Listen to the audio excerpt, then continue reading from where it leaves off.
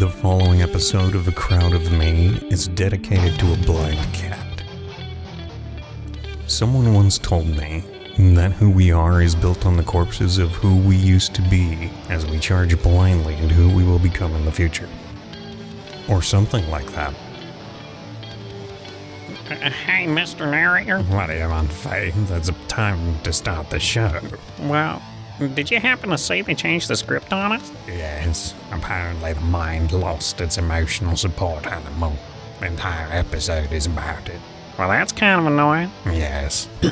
Now, quickly, before we begin, not that you haven't all been wonderful, but the request was for all copyrighted characters to vacate the vocal processing center. Please and thank you. For anyone who's wondering, we'll be more or less back to the intended script by the minute mark, other than the right after Faith, Phil, and Mr. O get back from the with the he left that. Oh, you mean this? Oh,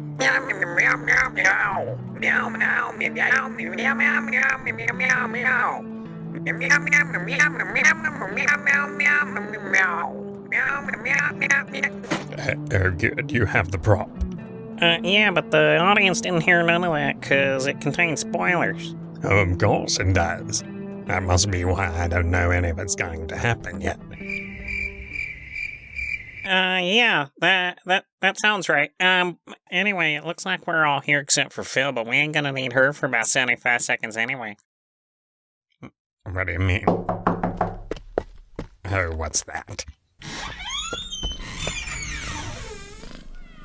Hello, Mr. Hello, Mr. Narrator. They've already stopped the music. Can you make it quick? Yes, what about it? About the identities, Mr. Mr. I was intellect. It's the only thing we ever knew him as. We will know. Insane. Two identities. Language. I'll consider it and file an update. Right now. I do hate how the grey matter echo.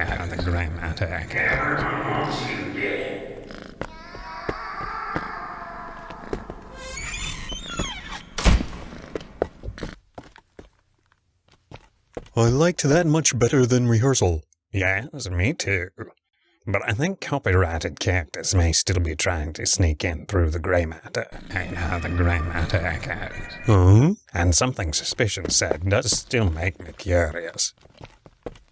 Phil, do you mind telling me what you believe? Oh yes, darling. Our sole purpose in life is to love our other living things, and whatever brought us into existence deserves our full attention in trying to understand. Right. Faye, same question, what do you believe? Well, it don't matter much what you believe. God ain't real. Oh. You know, Mr. O, we really might have the two of them confused. Yes. I will inform the No. I know the grey matter echoes.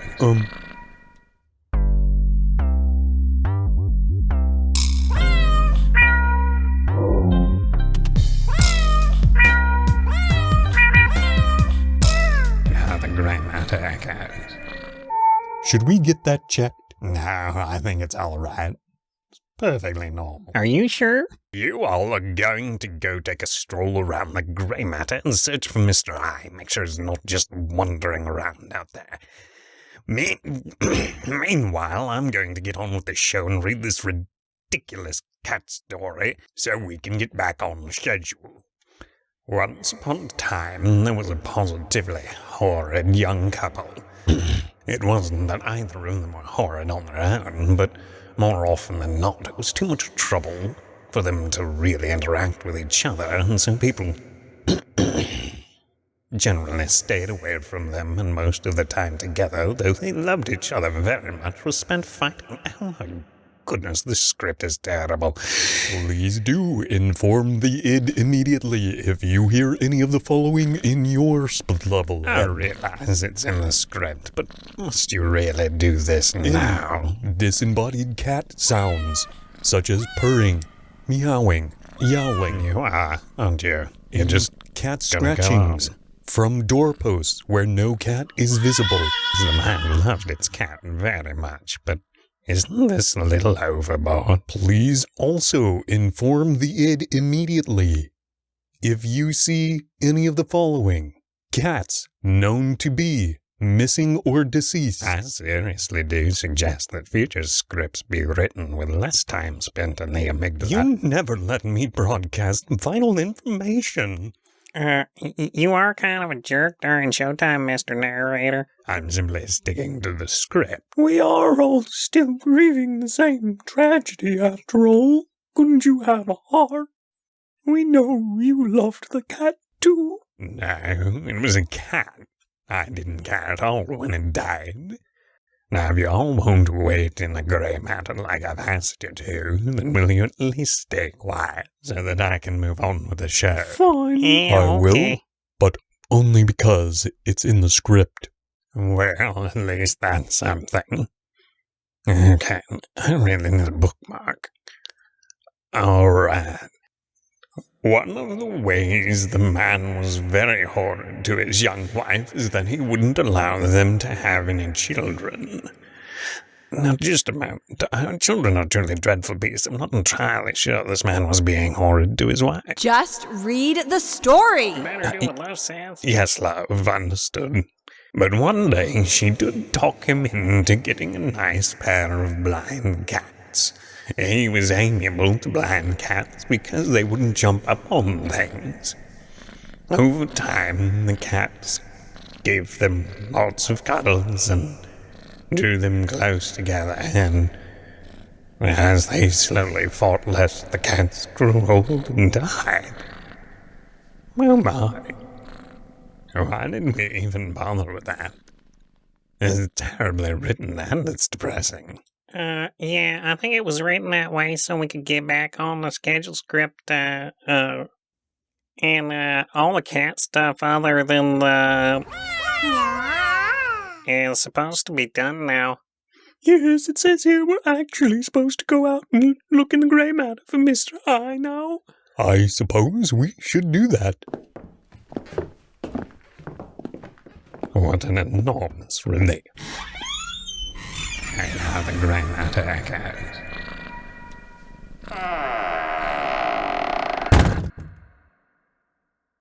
Back to our praying mantis looking tutor and our lizard friend and a discussion about one prince in red.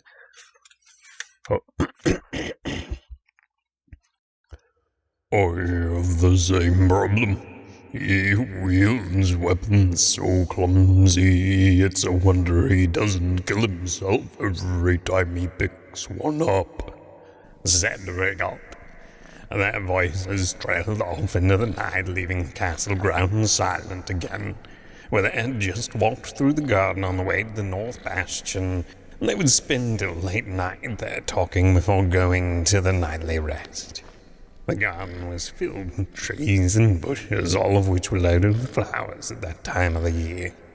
In the center of the garden there was a clearing with several paths leading into it.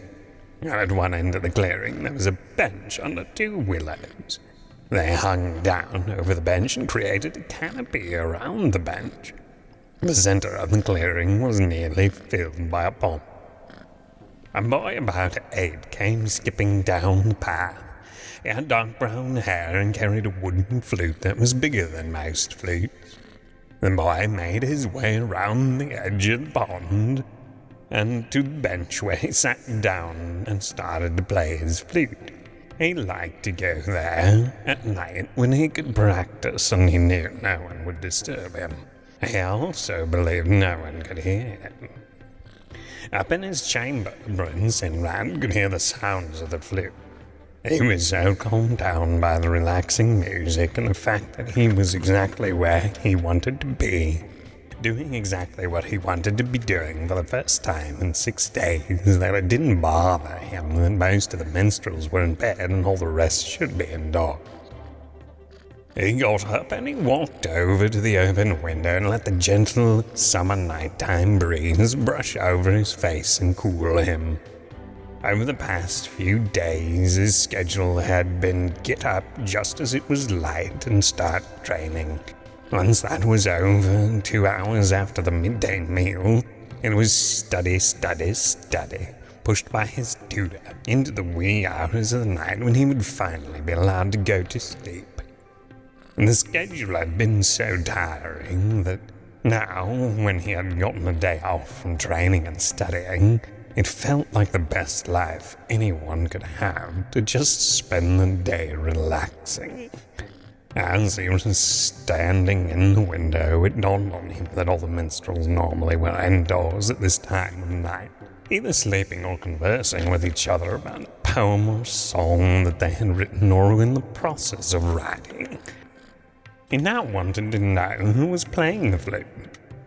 So Enrad went over to the door, opened it, and stepped out into a long hall. Once in the hall, he turned to the right and walked to the end where the servants' stairs were. As he walked down the spiraling stairs, a servant came hurrying up and collided with him. He stayed standing effortlessly because of his size, but she went down and lost her load in the process. Enrad bent down and helped her up. She was about his age, though maybe a little younger. She had unblemished, lightly tanned... Mr. I here. Is that... I just got back from the hippocampus. Hope has been allowed to run wild in there for far too long. For some reason, she's got the square root of 2 filed with cats and auburn hair. If somebody doesn't do something about her pretty soon, I'm gonna just... I don't know, I'll just lose it. I'm not sure I liked the last part. Oh, none of us are, darling. Yeah, we walked back by the cerebellum because, like I said, he used to spend a lot of time there, and we found this and by the door. Okay, well, let me finish the chapter. We'll deal with that in a moment.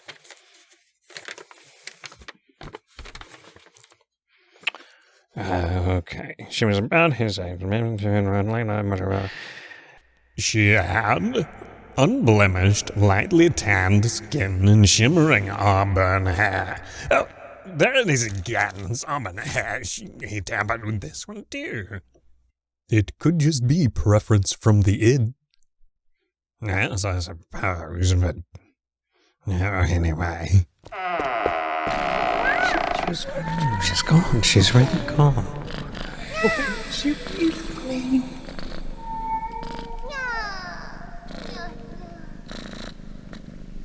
I know the grey matter echoes. This concludes episode 2 of A Crowd of Me, performed, written, and edited by me. Special thanks to Mia for voicing Love in this episode. A reminder to the muses that Mia is not one of you and transcends ranking. The muses are Heather, Parker, and Allison. What happened, Parker? And thank you once again to whoever bothered listening. And a special thanks to Dark Meat Turban for allowing me to use their music. Sorry for what I did with it. Remember to stay tuned to find out what's really going on with Mr. I.